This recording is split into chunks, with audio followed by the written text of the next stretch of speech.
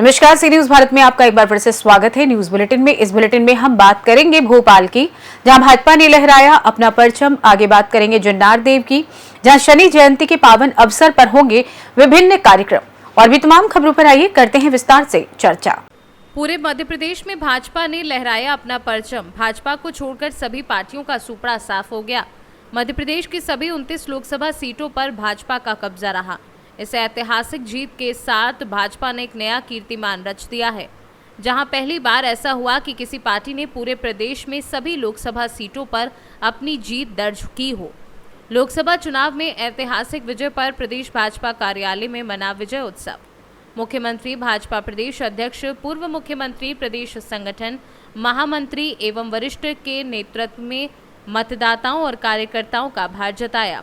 कांग्रेस के अहंकार और बड़बोलेपन को भाजपा कार्यकर्ताओं ने जवाब दिया है। दुनिया का सबसे बड़ा लोकतंत्र चुनाव में जिस प्रकार का रिजल्ट आया है, हाथ तो पीछे कर लो। ये पूरा रिजल्ट सच्चे अर्थों में भ्रष्टाचारियों के खिलाफ, परिवारवादियों के खिलाफ और तमाम प्रकार के आरोप और कई ऐसे हल्के हथियार अपनाने वाले गठबंधन के खिलाफ यशस्वी प्रधानमंत्री की तीसरी बड़ी जीत है। इसके माध्यम से हमारा एनडीए गठबंधन एक बार फिर सत्ता संभाल करके माननीय मोदी सभी वर्गों को साथ लेकर के भारत का मान सम्मान बढ़ाने के लिए फिर कृत संकल्पित हो रहा है, जनादेश लेकर आगे बढ़ रहा है। मुझे इस बात की प्रसन्नता है कि ऐसे इतने बड़े देश के अंदर पहली बार ऐसा हो रहा है कि इसमें हुकूमत के साथ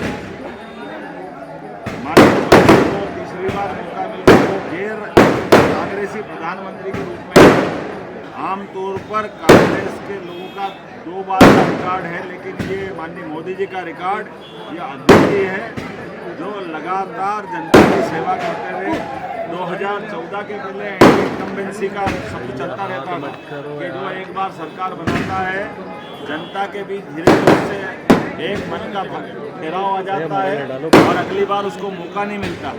माननीय मोदी जी ने कई रिकॉर्ड तोड़े, उसमें से एक एंटी इनकम्बेंसी वाला शब्द भी समाप्त किया है।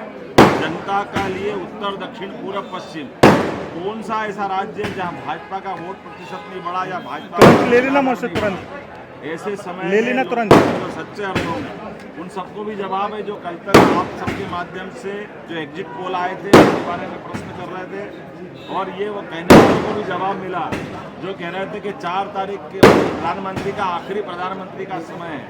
यहाँ तक कि कितना हल्का बोला गया था। मैं उन सभी बातों को ये जनता का जवाब मानता हूँ जो जनता के बीच माननीय मोदी जी ने सेवा की है, और खासकर गरीब परिवार से निकल करके एक ओबीसी समाज से निकल करके देश का प्रधानमंत्री जनता के बीच जाकर जनता का समर्थन जुटाता है। और ऐसे में उससे उस आनंद के और दोहरा आनंद तब बढ़ जाता है जब हमारे मध्य प्रदेश के अंदर 29 की 29 लोकसभा सीट जनता के आशीर्वाद से आती है। और 29 लोकसभा सीट में भी रिकॉर्ड तो देखिए, हमारी अपने प्रदेश के अंदर एक सीट 11,11,000 से ऊपर के लिए इंदौर की जीतते हैं, दूसरी सीट हम 8 लाख से जीतते हैं। माननीय विष्णुदत्त शर्मा जी के साथ 2 अन्य और 5.5 लाख के आसपास वोटों से जीत रहे हैं। 8 सीट हम 4 लाख से ज़्यादा वोटों से जीत रहे हैं। हमारी जीत कोई भी 25 सीटें 29 में से 1 लाख से ज़्यादा सीटों की है। और जैसा मैंने कहा था, इनका एक छद्म आवरण बनाया था कि ट्राइबल हमारे साथ है और एससी हमारे साथ है।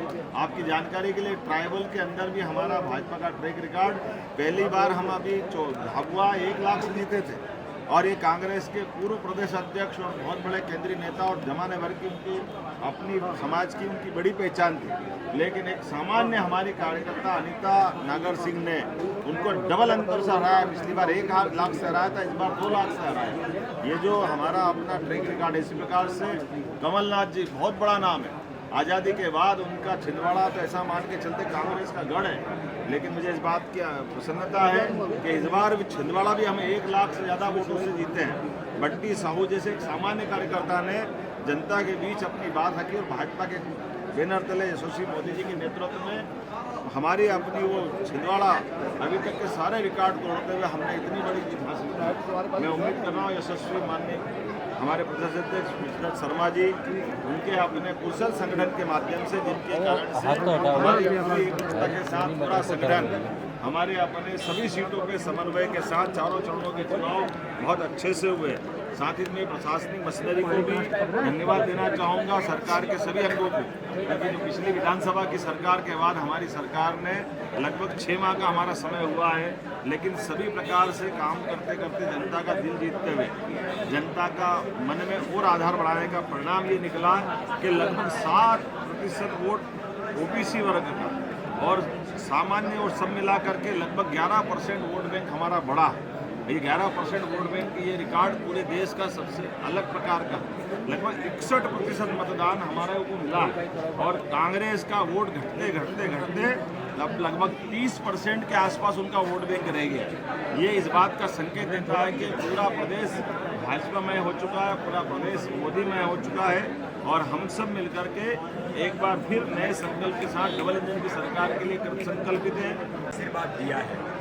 देश के उत्तर से लेकर के पूर्व पूरे चारों क्षेत्रों में, देश के अंदर पूरब से पश्चिम, उत्तर से दक्षिण, जहां पर आप देखेंगे कि उड़ीसा में भी सरकार बन रही है, अरुणाचल के अंदर भी प्रचंड बहुमत की सरकार बन रही है। तो भारतीय जनता पार्टी वो जनता का अखिल भारतीय संगठन जो भारतीय जनता पार्टी है वो जनता का आशीर्वाद आज मिला है। मैं माननीय प्रधानमंत्री नरेंद्र मोदी जी को, जो तीसरी बार भारत के प्रधानमंत्री बनने जा रहे हैं, भारतीय जनता पार्टी के एनडीए के गठबंधन को प्रचंड बहुमत मिला है, जनता का आशीर्वाद मिला है और जनता ने तीसरी बार प्रधानमंत्री बनाने के लिए जो जनादेश दिया है, तो माननीय प्रधानमंत्री जी का हार्दिक अभिनंदन।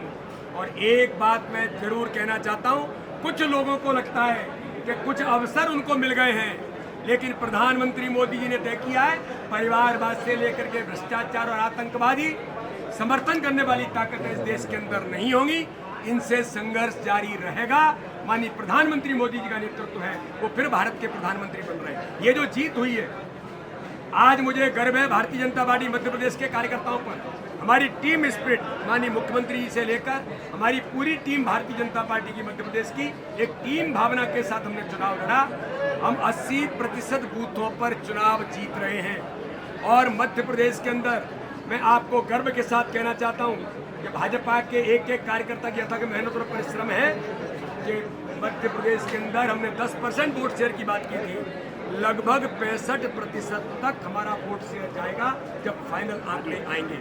इसलिए आज भारतीय जनता पार्टी मध्य प्रदेश के पूरे नेतृत्व को, भारतीय जनता पार्टी के सभी कार्यकर्ताओं को और भारतीय जनता पार्टी के उन सभी समर्थकों को आज मैं बहुत बधाई और शुभकामना देता हूँ। माननीय प्रधानमंत्री मोदी जी को, माननीय गृह मंत्री अमित शाह जी को, भारतीय जनता पार्टी के सम्मानीय राष्ट्रीय अध्यक्ष जेपी नड्डा जी को बहुत हार्दिक बधाई और शुभकामनाएं। हमारे मुख्यमंत्री डॉक्टर मोहन यादव जी और पूरे मध्य प्रदेश के नेतृत्व को और सभी कार्यकर्ताओं को हार्दिक अभिनंदन, बहुत बहुत शुभकामनाएं। भोपाल से सी न्यूज संवाददाता राकेश देवानिया की रिपोर्ट।